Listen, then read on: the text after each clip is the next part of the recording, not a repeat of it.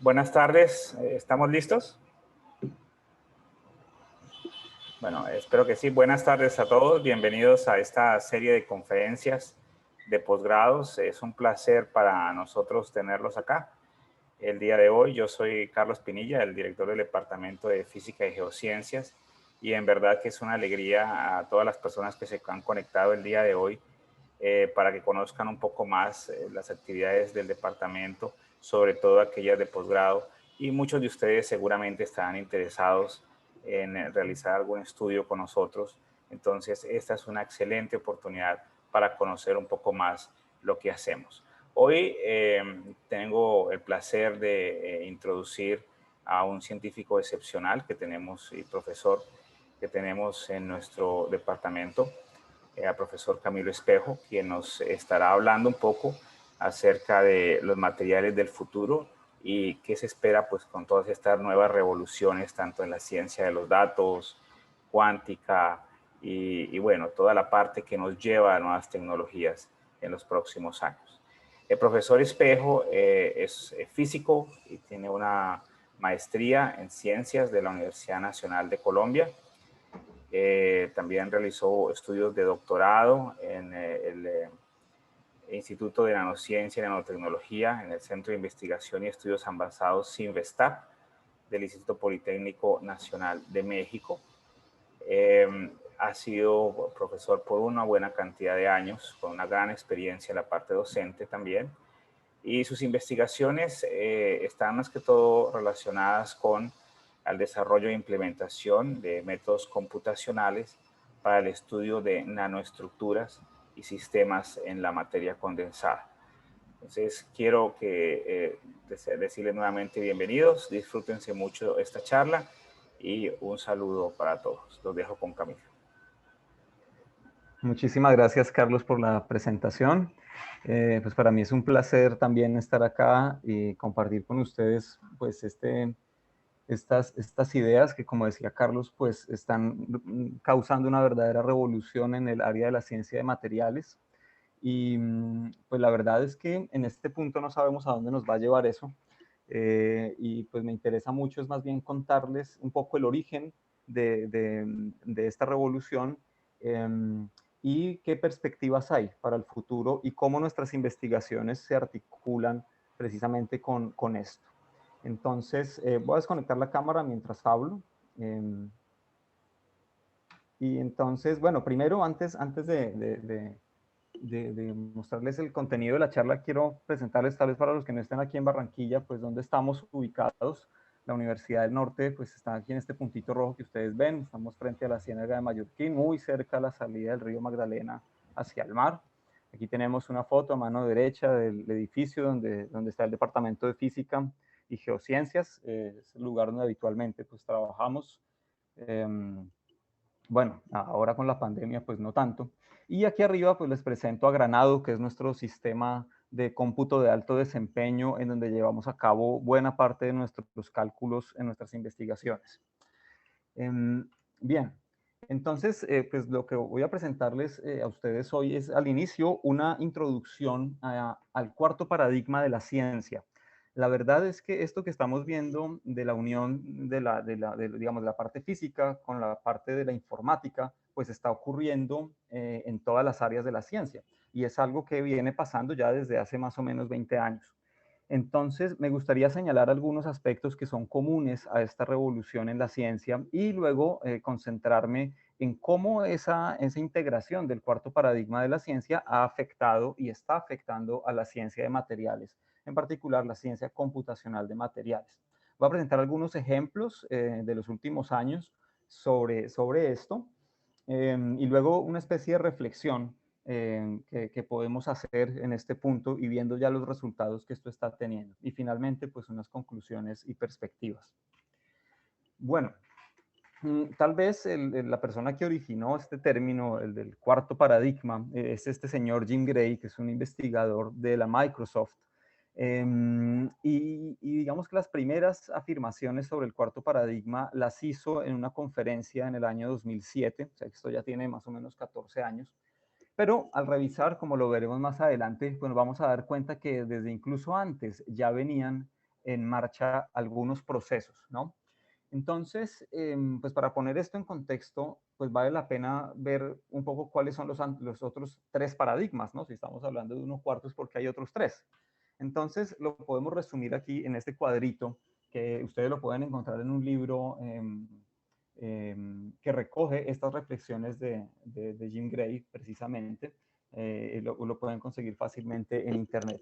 Pero entonces, digamos, si tenemos que resumir la historia de la ciencia muy brevemente, podemos decir que la ciencia ha pasado, digamos, tres etapas en la que inicialmente pues era una cuestión puramente empírica. Como ustedes saben, pues los orígenes de la ciencia moderna, el Renacimiento, pusieron al experimento en el papel central. Precisamente fue Galileo Galilei quien lo hizo, y con esto pues se puso en marcha pues el método científico como lo conocemos, digamos, hoy en día. Pero entonces lo importante es que en este primer paradigma era la experimentación la que nos permitía hacer una descripción de los fenómenos naturales.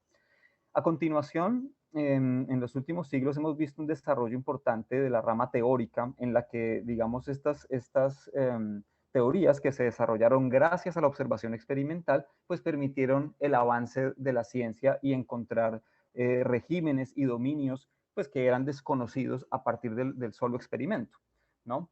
Entonces tenemos allí, por ejemplo, todo el desarrollo de la electrodinámica, de la mecánica celeste, gracias a las ecuaciones de Newton. Tenemos el desarrollo de la mecánica cuántica, etc. Ahora bien, desde mediados del siglo XX, cuando se incorporó la computación a la ciencia, pues surgió esta rama que llamamos, o lo llamamos el paradigma computacional. Resulta que las teorías y los fenómenos que quiere uno describir científicamente con estas teorías a veces conducen a sistemas de ecuaciones que definitivamente son imposibles de resolver analíticamente, y es necesario entonces recurrir a las soluciones computacionales. Esto entonces abrió todo un nuevo campo, y de hecho ha sido una revolución también en sí misma, la de la ciencia computacional, y la ciencia computacional aplicada pues a diferentes áreas de la ciencia, no solamente en física de materiales, sino, como ustedes saben, el desarrollo de fármacos, en cuestiones por ejemplo, hidrodinámica, en fin, un sinnúmero de ejemplos tenemos allí, en donde pues, los computadores nos vienen a servir para resolver las ecuaciones y modelos propuestos desde la teoría, obviamente amarrados a evidencia experimental. Ahora, ¿en dónde nos encontramos hoy en día? Nos encontramos en un momento en el que, gracias al gran desarrollo que ha tenido la ciencia de computación, pues podemos manejar grandes cantidades de datos como nunca antes había sido posible. Y al mismo tiempo estamos produciendo muchísimos datos. Por todos es bien sabido, digamos, lo que ocurre con nuestras redes sociales y demás, en donde pues cada día se generan enormes cantidades de información que pueden ser utilizadas precisamente con algún fin. La ciencia no está alejada de eso. Hoy en día se producen enormes cantidades de datos, no solo en los laboratorios de investigación científica, sino también como resultado de las simulaciones computacionales. Entonces, fíjense, en el paradigma 3, que es el de la rama computacional, se están generando una gran cantidad de datos, y esos datos, junto con los datos provenientes de los experimentos, son los que están dando lugar a este nuevo paradigma de la ciencia, que lo podemos denominar una ciencia desarrollada intensivamente en datos, ¿no? Entonces, tenemos las herramientas para navegar por ese universo de datos y encontrar nuevo conocimiento a partir de allí, como no lo habíamos hecho antes, ¿no? Entonces, eso marca una gran diferencia a la manera en que se venía haciendo la ciencia antes, ¿no? Entonces, los datos se capturan mediante instrumentos o se generan mediante simulador, los tenemos que procesar necesariamente con software, ¿no? Cosa que, fíjense que no era necesario antes. Antes uno podía, los científicos analizaban sus datos, que a propósito pues terminaban consignados en sus bitácoras de laboratorio, y estos datos pues eran de difícil acceso para la gente antiguamente, o se perdían sencillamente. Hoy en día nosotros podemos preservar los datos, guardar esa información, tanto de los experimentos como de las simulaciones, y además podemos navegar esa información y procesar esos datos, ¿no? Entonces, el científico de hoy analiza esas bases de datos donde están los archivos, donde está la información proveniente de las simulaciones o de los experimentos, con el fin de encontrar patrones, con el fin de hacer nuevos hallazgos, con el fin de poner a prueba las teorías, que es lo que seguimos haciendo en ciencia, o con el fin también de encontrar, por ejemplo, nuevos fenómenos, ¿no? Las herramientas que se utilizan para esto, sin lugar a duda, tienen que ver con la administración de datos y con la estadística y con ramas de la ciencia de datos que hoy en día se conoce como el machine learning, el data mining, la minería de datos y demás. Entonces, claro, ha habido una evolución muy importante en esta rama de la informática y pues la ciencia no ha hecho sino nutrirse de eso, ¿no? De tal manera que pues hoy en día estamos viviendo una verdadera revolución en este sentido. Em, digamos, nosotros tenemos un flujo de datos supremamente importante proveniente de todos los laboratorios, tenemos al mismo tiempo una necesidad muy grande de poder hacer consultas a estos datos y de poder extraer conocimiento de allí, ¿no? Cuando estamos hablando de estos datos, estamos hablando de miles de entradas o millones de entradas de datos que realmente no se pueden analizar ni se pueden digamos, de hecho no es útil esa información a menos que tengamos herramientas que nos permita procesar la información y darle sentido a esa cantidad de datos. Entonces han surgido muchas preguntas y muchos problemas alrededor de esto. ¿Cómo organizamos los datos? ¿Cómo generamos esquemas comunes que sean útiles para toda una comunidad científica o la comunidad de un área determinada? ¿Cómo compartimos la información? En fin, hay una cantidad de problemas relacionados con estas grandes cantidades de información que se han venido resolviendo y que han conducido a soluciones, digamos, muy importantes y que hoy en día ya están empezando a mostrar resultados, tanto en la ciencia pura como en la ciencia aplicada, incluso en la tecnología. Entonces, digamos, el propósito, según lo propone Jim Gray, es que al final de esta revolución todos los datos científicos estén en línea y sean accesibles para todas las personas interesadas en una determinada área. Claro, siempre y cuando pues, sean datos no privativos o que estén restringidos por alguna razón. Entonces, ¿esto por qué? Pues aquí tenemos algunas de las razones que le expone. Primero, pues muchas disciplinas se superponen y utilizamos datos de otras ciencias y ese diálogo pues, se va a facilitar más en la medida en que los datos y la información pues, pueda fluir fácilmente y la podamos interpretar y tengamos una especie de lenguaje común, ¿no? Otra cosa importante es que fíjense ustedes que el conocimiento científico tradicionalmente se ha almacenado en los famosos artículos científicos o libros especializados. Estos materiales, si bien son amigables para el humano, ¿cierto? Todos podemos leer un artículo, todos podemos leer un libro y extraer de allí la información. Esa manera de consignar el conocimiento no es amigable con las máquinas. Y entonces nos vemos obligados o estamos en la necesidad de hacer que este conocimiento científico también esté almacenado de tal manera que sea amigable para los computadores. Eso nos va a ayudar a resolver varios problemas que tenemos y seguramente van a acelerar el desarrollo científico y tecnológico. Y pues más adelante les mostraré algunos ejemplos de lo que estoy diciendo. Entonces, un propósito de esta revolución que está en marcha es hacer que, digamos, desde la literatura podamos tener acceso a los datos y viceversa. Es decir, usualmente cuando uno lee un artículo científico en busca de algún resultado, pues uno ve el reporte que hace el otro científico y uno ve una gráfica, pero uno no tiene directamente los datos. Eso ha ido cambiando poco a poco y la idea es que cada vez se haga de mejor manera.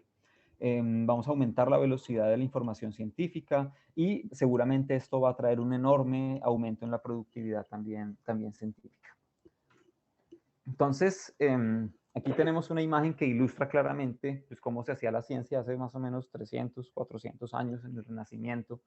Fíjense ustedes, aquí podemos ver varios elementos distintivos, ¿no? Y es, bueno, por un lado la observación directa, ¿no? La observación directa que se registra, pues aquí en la bitácora del investigador, ¿no? En esta época, pues era impensable que esto que él estaba registrando, pues fuera leído por un científico al otro lado del mundo, sino incluso años después, ¿no? El flujo de la información era mucho más lento.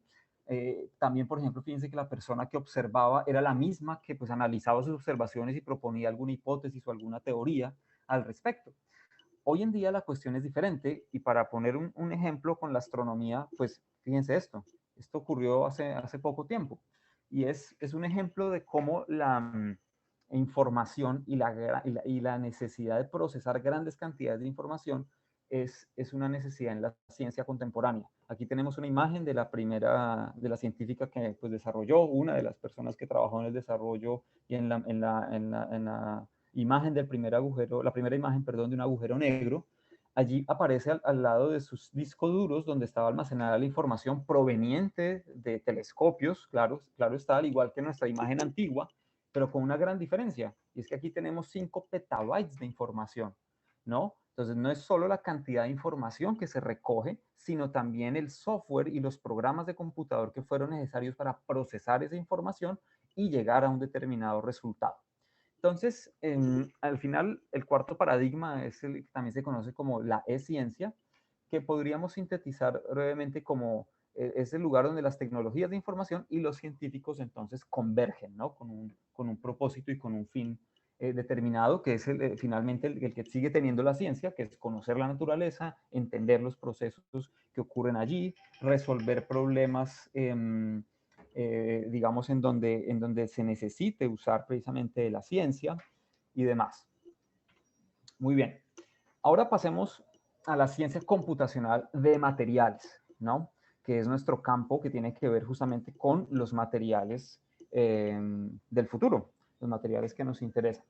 Entonces, pues aquí vale la pena mencionar que la ciencia de materiales pues es una ciencia que tiene los dos componentes, tiene la componente experimental de caracterización de los materiales, de determinación de las propiedades físicas, químicas, termodinámicas, etcétera, de los materiales, pero también tenemos la parte de la modelación computacional de los materiales que nos permite predecir las propiedades de los materiales, así como también entender las propiedades de estos materiales, ¿no? Entonces, eh, estos modelos computacionales de los materiales están apoyados en teorías básicas de la física y en conocimientos pues, de la química también. Y fue precisamente durante el tercer paradigma cuando se desarrolló la ciencia computacional de materiales. El objetivo en últimas es conseguir que uno pueda entender y describir un material haciendo simulaciones computacionales de los materiales.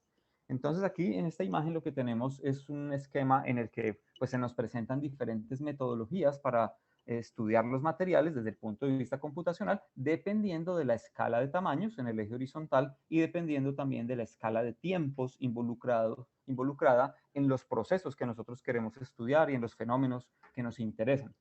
Entonces, es así como, digamos, si estamos a un nivel de tamaño de los Armstrongs, a nivel atómico, entonces pues tenemos que utilizar la mecánica cuántica. En particular, y muy importante, es la teoría del funcional de la densidad que se desarrolló en los años 60 y que hoy en día pues es tal vez uno de los métodos más usados para estudiar los materiales desde el punto de vista cuántico.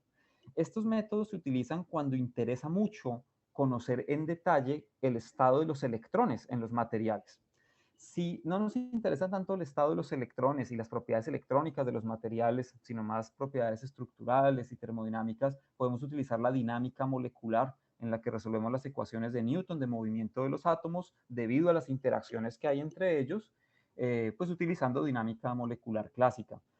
Yendo más adelante, podemos estudiar reacciones utilizando pues, métodos como el Monte Carlo cinético o incluso ir a escalas más grandes en donde pues, ya tenemos agregados de cientos de miles de átomos utilizando métodos de mesoescala o incluso ya pasar a la mecánica del continuo que nos permite estudiar ya materiales macroscópicos en diferentes circunstancias, por ejemplo, lo que utilizan los ingenieros mecánicos para estudiar las propiedades bueno, no sé, de una viga para una construcción, por ejemplo. Entonces, en la ciencia computacional de materiales tenemos, como ustedes se dan cuenta, pues todo un panorama de escalas de tamaño y de tiempo también, en donde pues podemos describir los materiales a través de un computador. Hoy en día hemos alcanzado unos niveles de precisión muy grandes que, digamos, han permitido que estas simulaciones pues contribuyan de manera definitiva a la comprensión de las propiedades físicas de los materiales, ¿no? En el caso particular de lo que ocurre a escalas muy pequeñas, a escalas nanométricas, en donde estamos con pocos átomos y donde nos interesa poder considerar a los electrones de manera explícita en estas simulaciones, pues entonces los métodos que se utilizan es pues la mecánica cuántica directamente o la teoría del funcional de la densidad, que es una reformulación realmente de la mecánica cuántica, en donde nosotros tenemos como protagonista principal a la densidad electrónica, más que, digamos, hablar de cada electrón individual y de la función de onda del sistema. Lo que tenemos es la densidad electrónica. No voy a entrar en detalles aquí acerca de digamos, de la teoría del funcional de la densidad. Lo que voy a decir es que es un método, es una teoría y es un método también computacional. O más bien, se han desarrollado métodos computacionales apoyados en esa teoría, que es exacta, pero que en la práctica pues hay que utilizar algunas aproximaciones para describir el estado de los electrones. Estos métodos permiten entonces encontrar el estado fundamental de los materiales y a partir de allí podemos derivar una gran cantidad de propiedades físicas de los mismos materiales. Por ejemplo, podemos estudiar las longitudes de enlace, de equilibrio en las moléculas, las distancias de equilibrio que tienen los átomos en un determinado cristal. Podemos con estos métodos determinar las propiedades electrónicas de un material, determinar si un material es aislante, si un material va a ser conductor, en fin. Nos da acceso a una gran cantidad de propiedades físicas con la ventaja de que estos métodos no requieren ninguna entrada de datos empíricos ni experimentales. En algunos casos estos métodos conducen a altos niveles de predicción, en otros no tanto, pero lo importante es que son métodos que se conocen como métodos de primeros principios. Lo único que uno necesita saber del material es la composición. Si uno quiere estudiar un material con estos métodos, solo necesitamos la composición del material, la posición de los átomos en el material y ya está. Con eso podemos echar a andar una simulación y determinar algunas de las propiedades físicas del material. La DFT es tan importante y ha jugado un papel tan importante en los últimos 50 años que, digamos, si ustedes miran las publicaciones científicas más citadas en el mundo, esto es un estudio de hace poco que fue publicado en la revista Nature, en donde se ubican todos los artículos publicados en los 110 años que creo tiene la APS, que es la American Physical Society. Pues vamos a encontrar que en el primero, en los top 100 artículos de más citas, ¿no?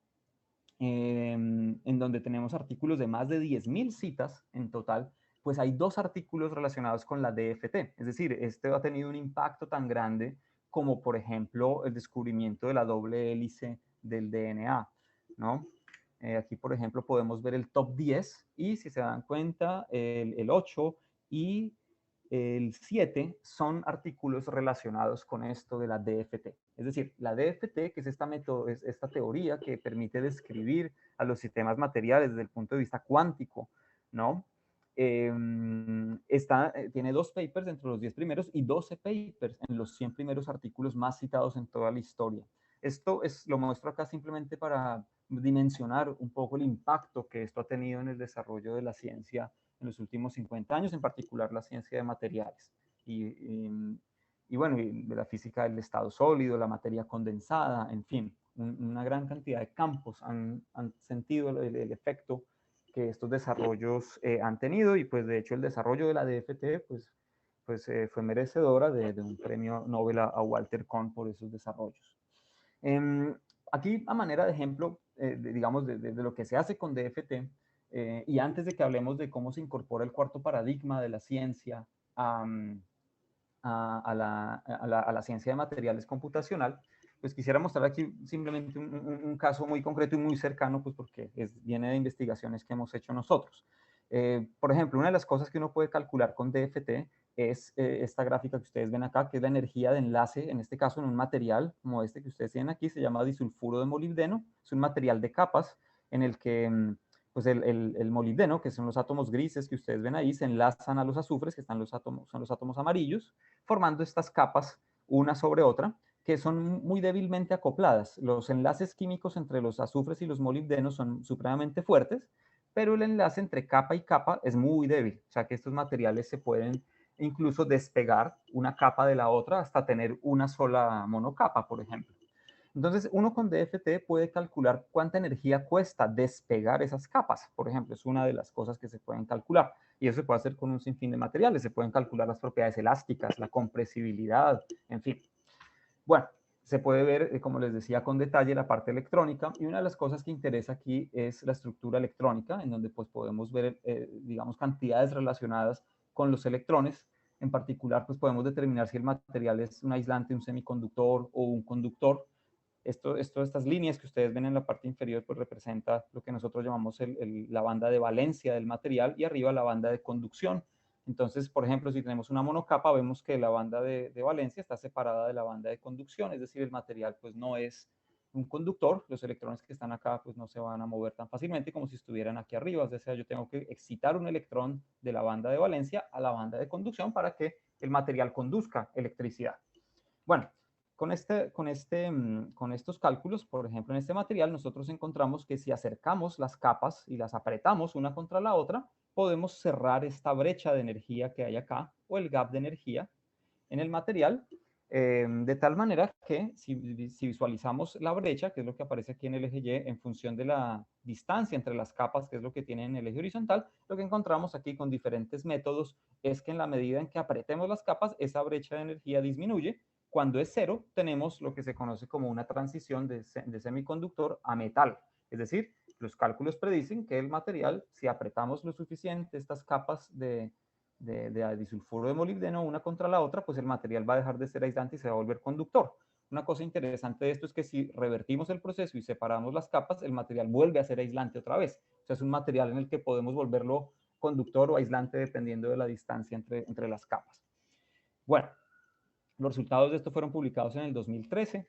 Y entonces encontramos, según nuestros cálculos, pues que ese material, apretándolo con una presión gigantesca de 29 gigapascales, pues se iba a volver conductor. Más adelante, el año siguiente, apareció un artículo experimental en el que efectivamente se midió que ese material se volvía metálico si lo apretábamos, ¿no? Si lo apretábamos según los cálculos. Esto simplemente lo traigo aquí, es para ilustrar, es tan solo un ejemplo, porque esto ocurre pues, de manera muy cotidiana. Hay muchos cálculos que se hacen con estas metodologías de alta precisión, pues permiten hacer ese tipo de predicciones que luego en los experimentos van y se verifican. Entonces, simplemente lo muestro acá para ilustrar el gran poder predictivo que tienen estas simulaciones y el gran poder que tiene entonces la simulación computacional en un área como la ciencia de materiales. Es decir, podemos de manera anticipada saber cómo son las propiedades de un material. Incluso, y es de lo que voy a hablar ahora más adelante, es podemos entonces estudiar materiales que ni siquiera existan. Podemos nosotros ver si una posible combinación de elementos con cierta geometría, con cierta estructura, es estable o no es estable. Podemos también adelantarnos y ver si el material va a ser conductor o no va a ser conductor, si tiene la facultad de convertir una diferencia de temperatura en electricidad, por ejemplo, en un material termoeléctrico. Entonces, pues esto es solo un ejemplo. En nuestro grupo de investigación en la universidad, pues podemos contar muchos casos en los que digamos, se hacen este tipo de estudios, este tipo de predicciones que luego son contrastadas por el experimento. Ahora, el único fin no es este. También se hacen cálculos y simulaciones con el fin de entender y comprender resultados experimentales. Esa es otra rama importante de este tipo de simulaciones que hacemos nosotros con los materiales. Pero entonces, bueno, el estado actual, porque digamos esto ya se viene haciendo desde hace algunas décadas. Lo que ha ocurrido es que el poder de cómputo ha aumentado significativamente en los últimos años, y ya vamos a ver eso, qué consecuencias realmente tiene. Aquí pues cito simplemente tres artículos, tres artículos en los que pues, nos deja ver un poco, nos deja dimensionar el alcance de estas simulaciones. Incluso hay gente que llega a hablar en algunos contextos de si los experimentos todavía son necesarios, ¿no? En el área de las condiciones extremas, de la alta presión, por ejemplo, es muy difícil estudiar los materiales a alta presión desde el punto de vista experimental. Eso requiere unas instalaciones experimentales bastante sofisticadas para poder estudiarlo, y resulta que las simulaciones nos dan acceso a esas propiedades de los materiales sometidos ya sea a alta presión o a otras condiciones. Ahora, esto pues realmente pues es una exageración. El experimento siempre va a ser necesario, pero sí nos puede ayudar la simulación a acelerar el proceso de descubrimiento de materiales, que es hacia donde nos vamos a enfocar ahora. Em, la precisión química es la precisión, que hace referencia aquí a este segundo artículo, es la precisión en la que nosotros pues vamos a tener un alcance tan bueno como el que se obtienen en los experimentos. Eh, digamos, los cálculos y las simulaciones tienen una incertidumbre o un error tan grande como el que se obtiene en los experimentos, es decir, es comparable. Cuando ocurre eso, decimos que tenemos precisión química y en ese caso, digamos, pues tenemos unas simulaciones de altísima calidad que nos va a permitir tomar decisiones. Y bueno, como les decía, el gran poder de cómputo pues ya nos ha llevado a la posibilidad de hacer estos cálculos de forma automatizada. Es decir, se puede realizar estos cálculos que antiguamente, hace 40 años, pues era una tarea enorme, un solo cálculo para un solo material. Hoy en día se pueden hacer este tipo de cálculos para cientos de materiales o miles de materiales y almacenar todos esos resultados en bases de datos que nos va a permitir pues, hacer consultas y hacer búsquedas y hacer nuevos descubrimientos. Entonces, el gran avance en estas áreas viene dado también por el hardware, ¿no? Esta gráfica pues es de la Wikipedia, de la página con los 500, los top 500, que es las 500 máquinas más poderosas de cómputo que hay en el mundo. Ustedes pueden ver en una gráfica logarítmica como esta que estamos viendo acá, pues una línea recta significa que el crecimiento es exponencial, ¿no? Entonces aquí tenemos, digamos, desde el 95 hasta ahora, pues tenemos un crecimiento exponencial en la capacidad de rendimiento, es decir, la capacidad de producir cálculos u operaciones de cómputo, ¿no? Entonces, digamos, este crecimiento es tan, pero tan importante que uno podría plantear la siguiente analogía. Es como si en 1988 un experimento muy complejo que tardara, no sé, un año en realizarse, ¿sí? Hoy en día eso mismo lo hiciéramos en un segundo, ¿no? Entonces, esto implica un impacto enorme en el desarrollo mismo de la ciencia, en este caso de la ciencia de materiales, si nosotros empezamos a evaluar el impacto que ha tenido que nuestros computadores su capacidad de cómputo haya crecido en semejantes proporciones.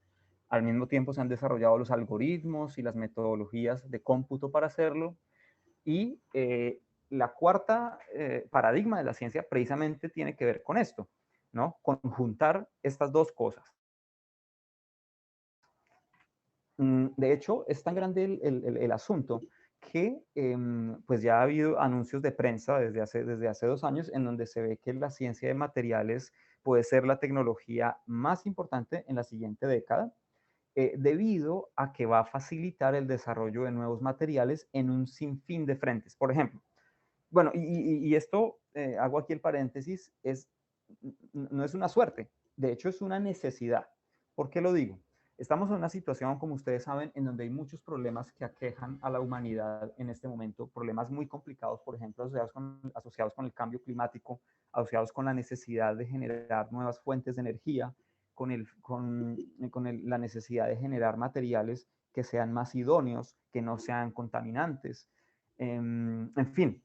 Y los métodos antiguos para el desarrollo de materiales, que prácticamente eran ensayo y error, pues definitivamente no son los más eficientes para poder encontrar las soluciones que necesitamos a los problemas que nos aquejan, problemas de energéticos, problemas incluso de seguridad alimentaria, problemas de contaminación de las aguas, de los recursos naturales, en fin, eso exige que nos aproximemos al desarrollo de los materiales de una manera nueva. Y esa manera nueva precisamente tiene que ver con el uso de las herramientas computacionales en esta tarea de descubrir nuevos materiales y de los materiales que en un futuro nos van a ayudar a resolver esos problemas, ¿no? Entonces, hay un artículo muy interesante, está aquí, dice 3 tecnologías que podrían crear mercados de trillones de dólares en la siguiente década. Y uno de ellos, aparte de la tecnología CRISP, que ustedes saben es la que se utiliza para precisamente el secuenciamiento de ADN y la modificación de ADN. El otro es la computación postdigital, es decir, la computación cuántica. Y el otro tiene que ver con esto, que es el desarrollo de nuevos materiales y el diseño de nuevos materiales utilizando estas nuevas herramientas, ¿no?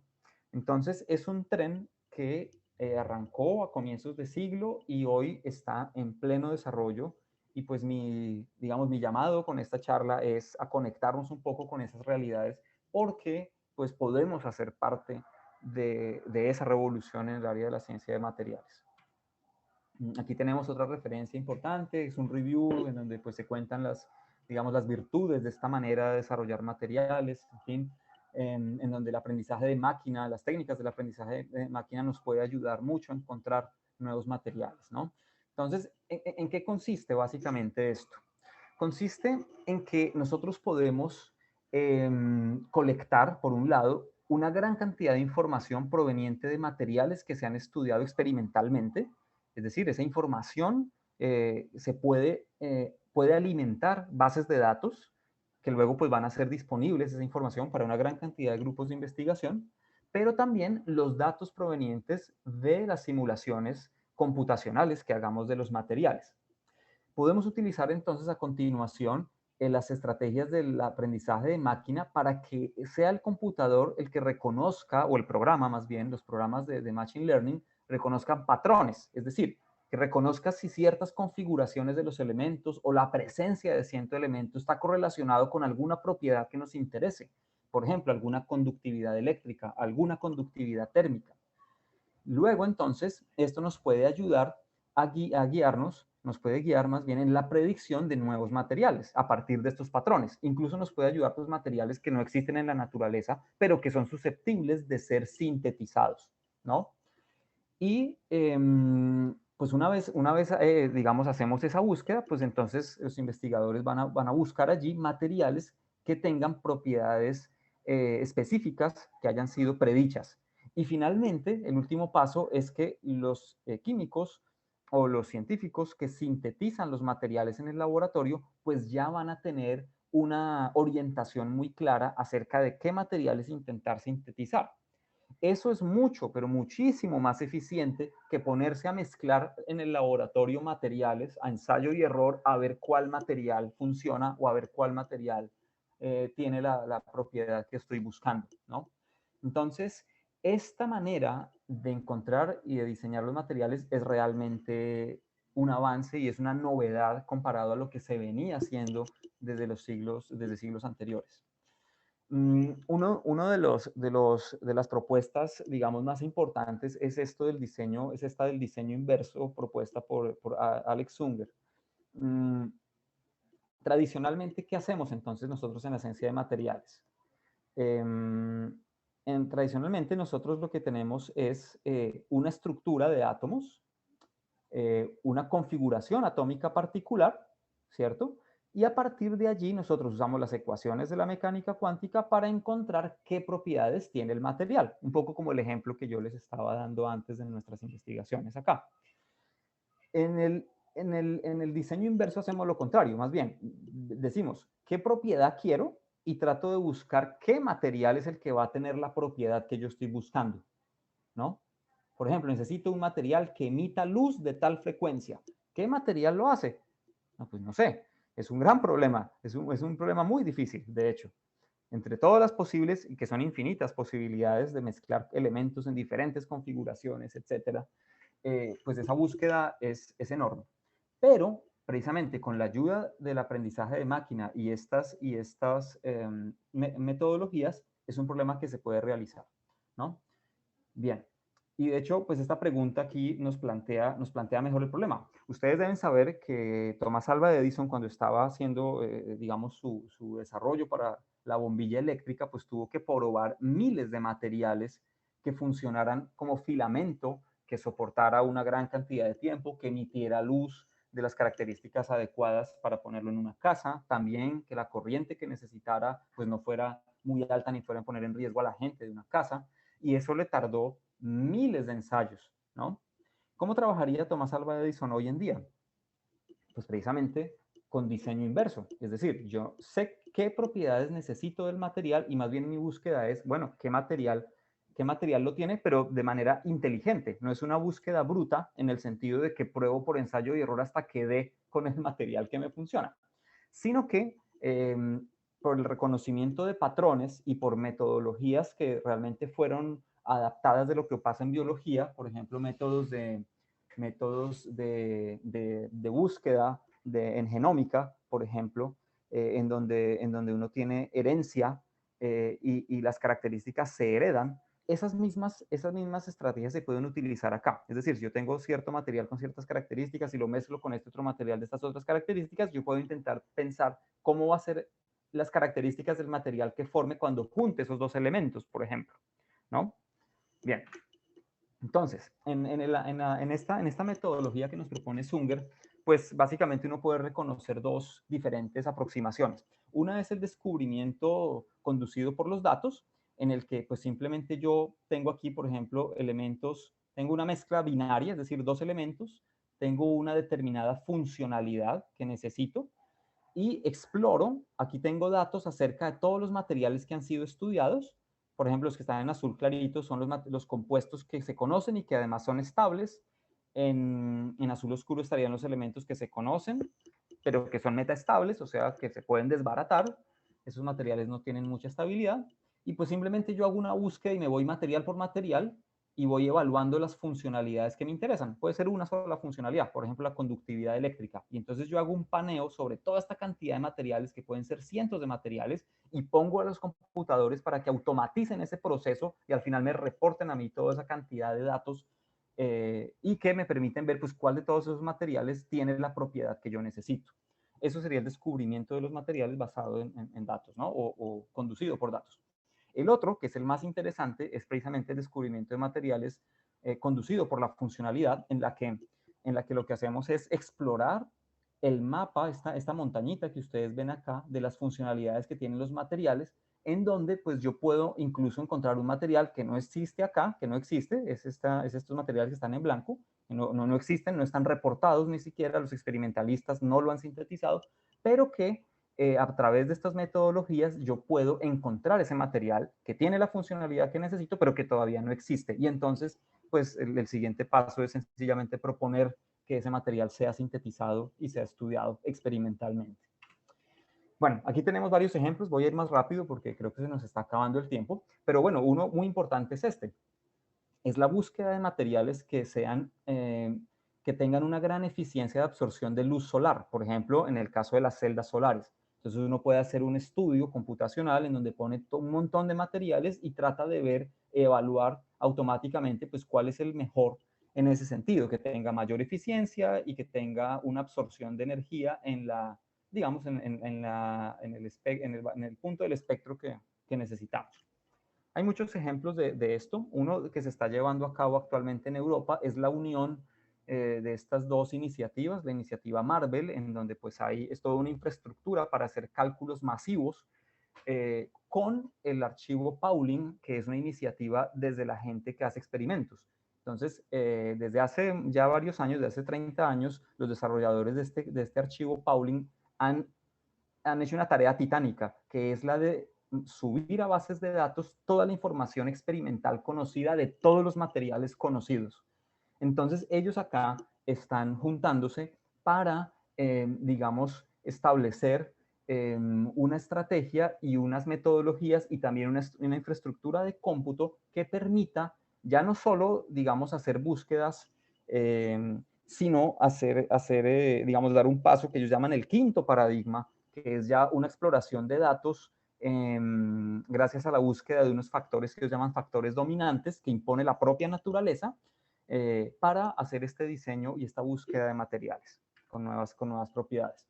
Entonces, bueno, aquí tenemos, digamos, algunos de las variables experimentales que ellos tienen a disposición y cómo se complementa la parte teórica, la parte de la simulación, con la información experimental, precisamente en búsqueda de nuevos materiales. Aquí tenemos lo que sigue solo ejemplos, quiero mostrarles un montón de ejemplos que han hecho, que ya hoy en día se conoce y que han sido puestos a prueba. Aquí tenemos un trabajo en el que se buscaron materiales topológicos y que a la vez sean materiales bidimensionales. Con herramientas de Machine Learning se encontraron cientos de materiales con esas características, que son materiales nuevos en muchos casos, son materiales que todavía no han sido sintetizados y que están en este momento bajo estudio precisamente de la viabilidad de la síntesis de estos materiales. Toda esta información hoy en día ya se encuentra en bases de datos. Aquí tenemos varias bases de datos para materiales bidimensionales, que son materiales primos del grafeno, que que se caracterizan porque pues, son supremamente delgados y que uno puede consultar estas bases de datos libremente en busca, digamos, de propiedades que a uno le interese. Hay muchos ejemplos de esto. De hecho, es un área que ha tenido un desarrollo y una explosión en los últimos años y que, digamos, está poniendo las bases de este cuarto paradigma en el área de la ciencia de materiales.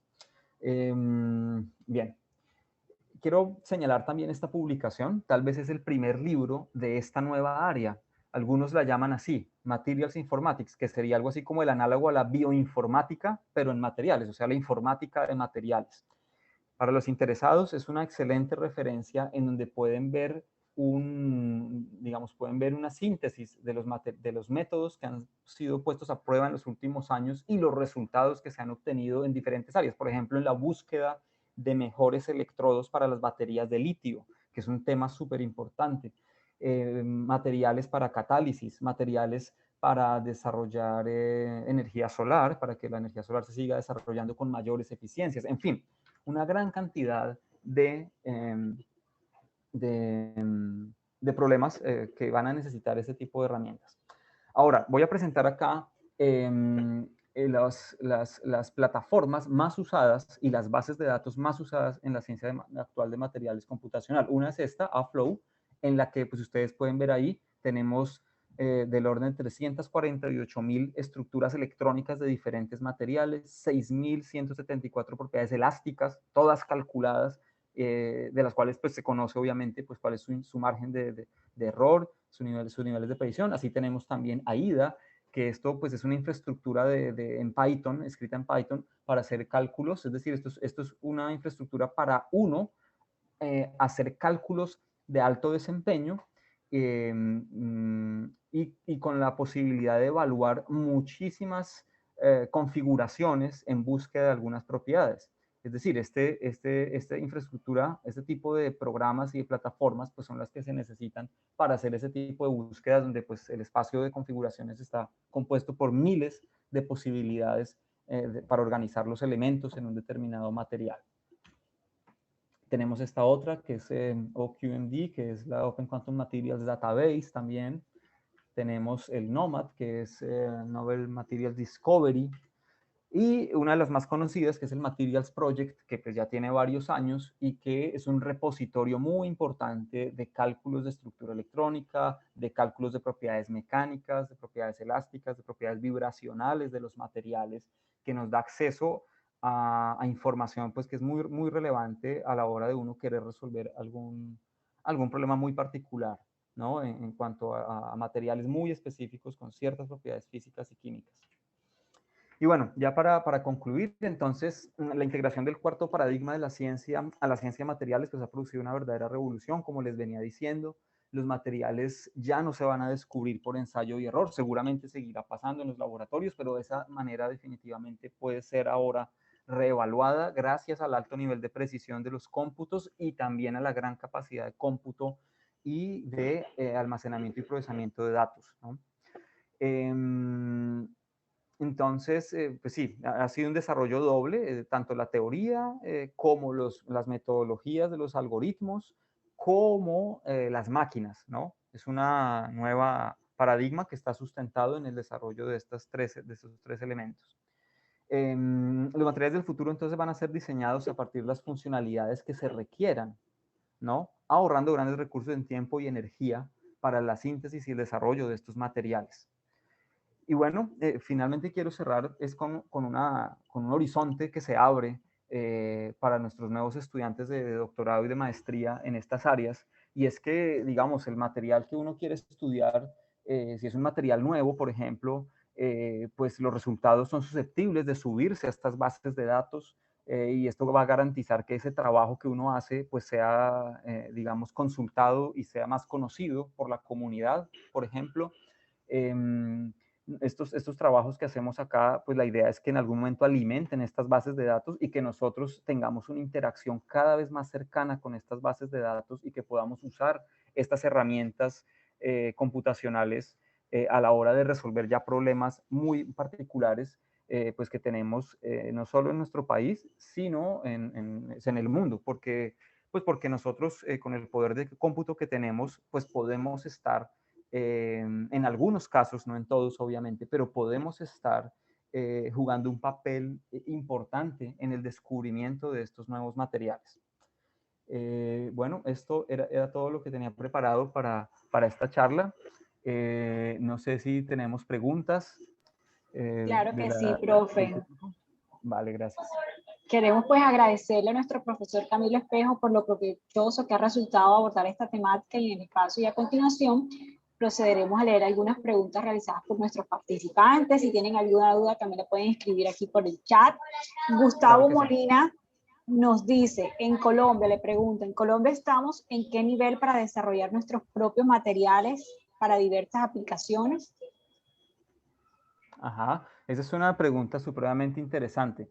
Yo diría que a nivel de simulación, a nivel de computación, tenemos, digamos, una ventaja sobre la síntesis propiamente dicha de los materiales. Si bien en los laboratorios de investigación de las universidades se sintetizan y se desarrollan nuevos materiales para estudiar sus propiedades físicas y químicas, pues hay tecnologías que todavía, digamos, estamos bastante quedados, sobre todo porque a ese nivel la infraestructura física que se necesita es muy, pero muy costosa, ¿sí? Por ejemplo, para fabricar materiales bidimensionales lo podemos hacer acá a nivel de laboratorio, algunos materiales, ¿no? Pero para desarrollar, por ejemplo, el tipo de estructuras que se necesitan en la industria de los semiconductores para hacer chips de computador y demás, ahí sí tenemos una gran brecha todavía. Yo pienso que pues, tenemos nosotros que llamar la atención en ese frente, es decir, a través de los cómputos y simulaciones que nosotros hacemos, pues podemos contribuir. Digamos que ahí podemos estar a la par, en algunos casos, no en todos, como decía antes. Pero el objetivo es hacer ver que desde el punto de vista computacional, la brecha es más fácil de cerrar que desde el punto de vista ya material. Eso no quiere decir que se deba descuidar la parte material, ¿sí? Solamente estoy diciendo que puede ser estratégico. Pero también quiero llamar la atención en que en los laboratorios, en muchos laboratorios de las universidades colombianas, de los centros de investigación, se fabrican nuevos materiales y se estudian nuevos materiales en áreas como las celdas solares, como los materiales termoeléctricos, precisamente. Ahorita estoy trabajando en un proyecto con gente de la Universidad de los Andes, gente de la Universidad Central, en donde están ellos sintetizando materiales 2D, materiales bidimensionales, para aplicaciones en materiales termoeléctricos. Aquí, ¿no? O sea, son materiales que se sintetizan acá y los vamos a estudiar computacionalmente acá.